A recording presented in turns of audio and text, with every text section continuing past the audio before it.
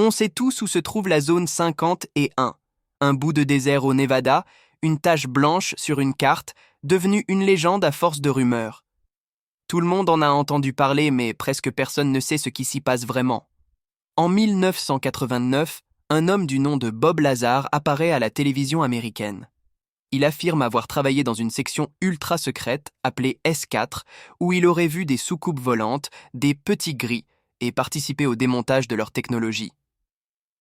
Ça sonne comme un film de science-fiction, mais la vraie histoire de la zone 51 est déjà incroyable sans extraterrestres. À l'origine, après le projet Manhattan, les États-Unis installent un immense site d'essai nucléaire dans le Nevada, découpé en zones numérotées. Sur le lac asséché de Groom Lake, en 1955, on crée une base pour tester un nouvel avion espion, le U-2. Cet avion peut voler tellement haut que ni les radars ni les chasseurs ne peuvent l'atteindre. Les employés sont transportés chaque jour par avion depuis la Californie, leur travail est compartimenté au maximum, et à la maison, on leur dit juste qu'ils réparent des télévisions.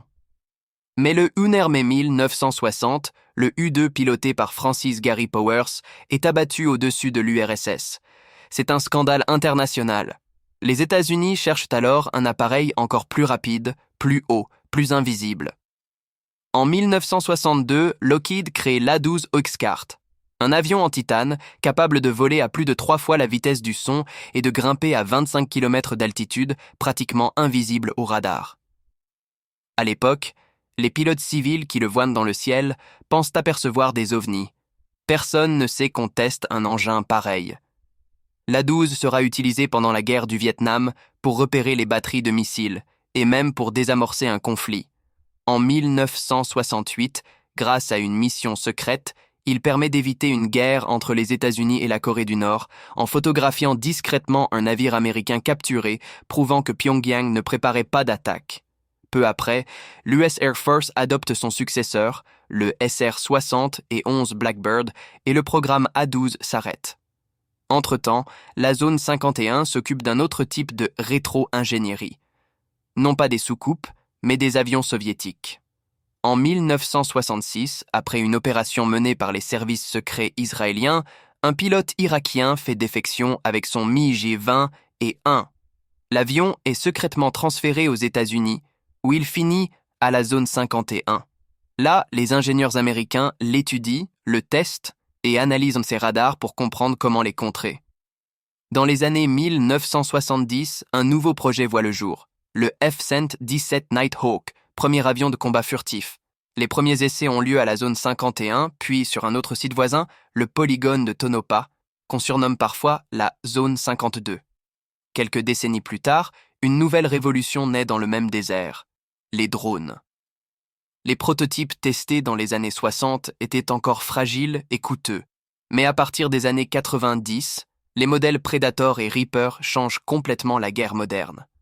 Eux aussi ont été testés dans la région avant d'être utilisés sur les champs de bataille. Ce n'est qu'à la fin des années 2000 que les États-Unis reconnaissent officiellement l'existence de la zone 51, en déclassifiant une partie des documents des années 50 à 70. Tout ce qui concerne les décennies suivantes reste encore classé secret défense. On raconte même que certains passages de rapports présidentiels ont été retirés, car le niveau de sécurité du président lui-même ne suffisait pas pour y accéder. Et Bob Lazar dans tout ça? Il répète la même histoire depuis plus de 30 ans, mais aucun témoin indépendant ne confirme ses propos, ni collègues, ni documents, ni preuves. Même dans les milieux ufologiques, beaucoup le considèrent comme un affabulateur. Aujourd'hui, il n'existe aucune preuve fiable que des engins ou des êtres extraterrestres aient jamais été présents sur la base. Les autres mythes se démontent aussi facilement. Non, on n'a pas tourné la Lune au Nevada. Les astronautes s'y entraînaient simplement sur un sol criblé de cratères, semblables à la surface lunaire. Quant aux fameux tunnels secrets censés traverser tout le pays, ce sont en réalité d'anciens couloirs d'essais nucléaires, et aucun ne mène à Washington. En réalité, la zone 51 illustre parfaitement la manière dont naissent les légendes. Quand la technologie avance plus vite que la compréhension du grand public, l'imagination comble le vide. Ce lieu, à la fois réel et fantasmé, reste le symbole du mystère moderne. Et ce qu'on y fabrique aujourd'hui, on ne le saura peut-être que dans 50 ans, quand le secret deviendra enfin de l'histoire.